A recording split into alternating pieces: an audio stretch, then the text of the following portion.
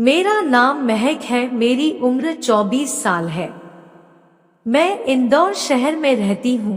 मेरे पति फल की रेहड़ी लगाते हैं। पिछले कई दिनों से मुझे नौकरी की तलाश है। मैंने कई कंपनियों में साफ सफाई का काम घूम घूम कर देखा, लेकिन मुझे नौकरी नहीं मिली। एक दिन मेरे पड़ोसी ने बताया कि कपड़े की मार्केट में एक दुकान पर लेडीज हेल्पर की जरूरत है, वहां चले जाओ, वहां काम मिल जाएगा। तो मैं सोची चलो ट्राई कर लेती हूँ, शायद वे काम पर रख ले। सुबह मैं नहा धोकर तैयार हो गई और पड़ोसी की बताई दुकान पर पहुँच गई, इस उम्मीद के साथ कि अगर काम मिल जाएगा तो ठीक रहेगा, क्योंकि मेरे पति केला बेचते हैं तो ज्यादा आमदनी नहीं होती और खर्चा ज्यादा है, तो एक आदमी के कमाने से कुछ नहीं हो पा रहा है। मेरा 2 साल का एक बेटा भी है, वह मेरी सास के पास गांव में ही रहता है। मैं नौकरी करने आई थी तो मैं सोची उसको वहीं छोड़ देती हूँ। मेरे पति भी काफी कमजोर हो गए थे, मुझे अब वह ज्यादा टाइम नहीं देते थे। 10-11 बजे रात में वह रेहड़ी लगाकर आते हैं और फिर थक हार कर सो जाते थे। मैं उनको जगाने लगती तो वह मुझ पर चिल्लाने लगते। शायद उनका मन अब प्यार में कम ही लगता। इस बात को लेकर मेरी उनसे कई बार कहा सुनी भी हो चुकी थी, इसीलिए मैंने अब ठान लिया है कि उनसे इस बात के लिए ज्यादा नहीं बोलूंगी। क्या फायदा जब इंसान का मन उसमें लगे ही नहीं, तो लड़ाई करके कुछ नहीं मिलने वाला, उल्टा रिश्ता ही कमजोर हो जाता था। मैं रास्ते में जा रही थी और मेरे मन में यही सब ख्याल आ रहे थे। मैं कपड़े की दुकान पर पहुंची। दुकानदार ने मुझे देखते ही बोला, मैडम क्या दिखाऊं? मैं वही स्टूल पर बैठ गई और धीरे से बोली, सर मैं कपड़े लेने नहीं आई हूँ, मुझे नौकरी की तलाश है। आपके यहाँ लेडीज की जरूरत है, अगर वैकेंसी है तो रख लो। वैसे भी मैं काम की तलाश में हूँ। अच्छा तो तुम नौकरी के लिए आई हो? दुकान मालिक चेयर पर बैठते हुए बोला, मैं आपको कस्टमर समझ रहा था, पर ड्यूटी 12 घंटे की रहेगी, देख लो, अगर 12 घंटे कर पाओ तो कर लो। मैंने दुकानदार को हाँ बोल दिया। मैं कल से आ जाऊंगी। दुकानदार मेरे से बात कर रहा था, लेकिन वह मुझे बार बार देख रहा था। वैसे मैं सलवार और कुर्ती में थी, लेकिन मेरे दोनों वो उठे उठे दिखाई दे रहे थे। शायद उसकी नजर बार बार मेरे पे जा रही थी।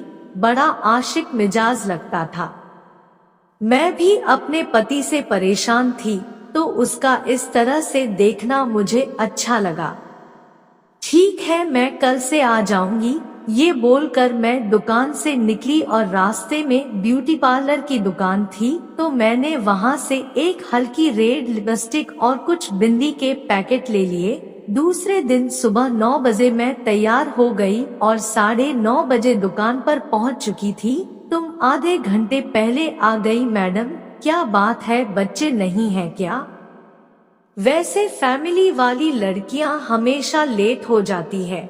दुकानदार मुस्कुराते हुए बोला, नहीं, एक बच्चा है, वह गांव में रहता है और मेरे पति केले की रेहड़ी लगाते हैं।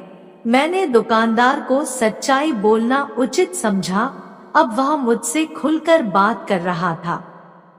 अच्छा तो बिना बच्चे के यहाँ रहती हो? मैं भी अकेला ही रहता हूँ, मेरी फैमिली है, लेकिन वह आगरा में रहती है, इसीलिए मैंने इसी दुकान में एक पीछे रूम ले रखा है। वह भी अपनी सारी राम कहानी बताने लगा, पर मैं बीच बीच में देख रही थी कि वह मुझे कुछ ज्यादा ही देख रहा था। कभी कपड़ा उठाने के चक्कर में वह मुझे टच भी करने लगता। मुझे उसका ऐसे टच करना अच्छा लगता था और मैं उसे कुछ नहीं बोलती। 1-2 दिन बीत गए तो उसकी हिम्मत और बढ़ गई। आज सुबह सुबह तो वह अजीब अजीब हरकतें करने लगा। उसने किसी काम के बहाने मेरे कंधे पर हाथ रख दिया। मैंने भी उसको मना नहीं किया, तो उसने मेरे हाथों को अपने हाथों में लेकर एक प्यारा सा चुम्मा दे डाला। मुझे अच्छा लगा, मैंने कोई रिएक्ट नहीं किया। अब वह जब भी मेरी ओर देखता है तो मुस्कुराता। मैं भी जवाब में मुस्कुरा देती। वह समझ गया था कि उसका काम बन सकता है। एक दिन उसने बताया कि कल कुरियर से कपड़ा आने वाला है, तो हमें रात में सारे कपड़े दुकान में लगाने पड़ेंगे, तो तुम्हें कल रात यही रुकना पड़ेगा। मैंने हाँ में सर हिलाया और अगले दिन मैं अपना एक जोड़ा कपड़ा लेकर आ गई, क्योंकि मुझे दिन के अलावा रात में भी काम करना था। जब रात में हम कपड़े लगा रहे थे तो कुछ अंडरवियर कपड़े भी थे जिन्हें लगाना था। दुकानदार उन अंडरवियर कपड़ों पर हाथ फेरते हुए बोला कि महक, ये तुम पर बहुत अच्छा लगेगा। मैं कुछ शर्मा गई और बोली कि आप गिफ्ट कर दो तो पहन कर दिखा दूंगी। फिर दोनों एक साथ मुस्कुरा दिए और फिर दुकानदार ने उसे वह अपने हाथों से पहनाया। उसे पहनाने के बाद दुकानदार ने कहा कि तुम हॉट लग रही हो।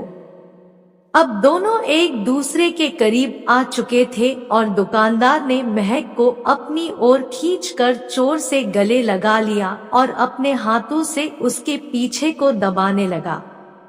महक को भी ये सब अच्छा लग रहा था। उसके बाद दोनों के बीच जबरदस्त मैच शुरू हो गया। महक भी काफी दिनों के बाद ये मौका पाई थी, तो वह भी इस मौके को जाने नहीं देना चाहती थी। दोनों के बीच ये मैच लगभग 45 मिनट तक चला। फिर दोनों ने अपने काम किए और दुकान का सारा काम करने के बाद सो गए। उसके बाद महक को कभी भी अपने पति से कहने की जरूरत ही नहीं हुई, क्योंकि अब उसे खुद ही वो सब मिल जाता जो वो सोचती थी। कहानी पसंद आई हो तो वीडियो को लाइक और शेयर करें। साथ ही चैनल पर नए हैं तो चैनल को सब्सक्राइब जरूर कर ले, ताकि ऐसी ही वीडियोस आपको मिलती रहे।